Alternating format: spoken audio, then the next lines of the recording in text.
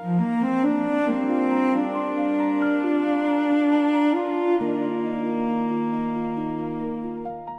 অন্যতম প্রাচীন ও মর্যাদাপূর্ণ বিশ্ববিদ্যালয় কেমব্রিজ ইউনিভার্সিটির কিংস কলেজের সামনে থেকে আজকে আপনাদের সাথে যুক্ত হয়েছি।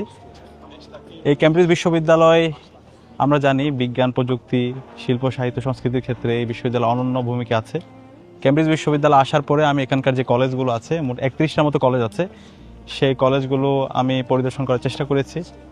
প্রত্যেকটা কলেজে শিক্ষার্থীদের জন্য আবাসনের চমৎকার ব্যবস্থা আছে এবং শিক্ষার্থীরা এখানে পড়াশোনা করার জন্য চমৎকারভাবে তাদের জন্য লাইব্রেরি আছে, রিডিং রুম আছে, ক্যান্টিন আছে, খেলার জন্য চমৎকার মাঠ আছে এবং বিনোদনের জন্য তাদের জন্য বিভিন্ন জায়গায় এখানে মিউজিয়াম আছে, বোটানিক্যাল গার্ডেন আছে।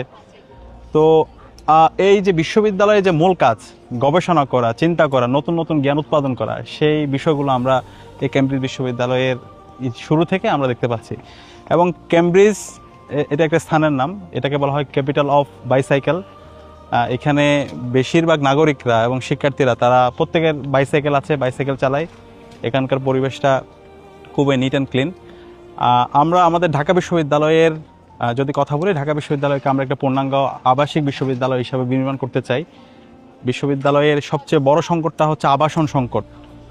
সে আবাসন সংকট দূর করার জন্য ইতিমধ্যে 2841 কোটি টাকা একটা প্রকল্প আছে, যে প্রকল্পের আওতায় ছাত্রীদের জন্য 5টা হল, ছাত্রদের জন্য 5টা হল, মোট 10টা হল। এর বাইরে চায়না থেকে নারী শিক্ষার্থীদের জন্য 1500 সিটের একটা হল নির্মাণ হবে।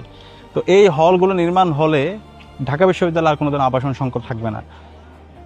একই সাথে আমরা এই কেমব্রিজের মধ্যে দেখতে পেয়েছি শিক্ষার্থীদের এখানে মাসল পাওয়ারের কোনো পলিটিক্স নাই, অথবা নেতার পিছনে প্রোটোকলের কোনো রাজনীতি নাই। এখানের রাজনীতি হচ্ছে ওয়েলফেয়ার সেন্ট্রিক রাজনীতি। এখানকার শিক্ষার্থীদের রাজনীতি হলো নিজেদেরকে আগামীর জন্য প্রস্তুত করা, ন্যাশন বিল্ডিংয়ে কীভাবে নিজেদেরকে তৈরি করা যায়, রাজনৈতিকভাবে সচেতন হয়ে কিভাবে নিজেদেরকে প্রস্তুত করা যায়, সেই বিষয় নিয়ে এখানে কাজ হয়। তো আমাদের এই দেশে আমরা 55 বছর ধরে ক্যাম্পাসগুলোতে দেখতে পেয়েছি রাজনীতির নামে অপরাজনীতি, ছাত্র রাজনীতির মানে প্রোটোকলের রাজনীতি। সেই ধরনের রাজনীতি আমরা আর এই ক্যাম্পাসগুলোতে ফিরে আসতে দিব না। এবং একই সাথে এখানে ছাত্র সংসদ আছে, স্টুডেন্ট ইউনিয়ন শিক্ষার্থীদের বিভিন্ন ধরনের ওয়েলফেয়ারমূলক কাজ করে থাকে এবং প্রত্যেকটা জায়গায় এখানে দেখতে পান স্টুডেন্টরা বসে গ্রুপে স্টাডি করছে, পড়াশোনা করছে। মোটামুটি বিশ্ববিদ্যালয়টা একটা জ্ঞান উৎপাদনের একটা হাবে রূপান্তরিত হয়েছে।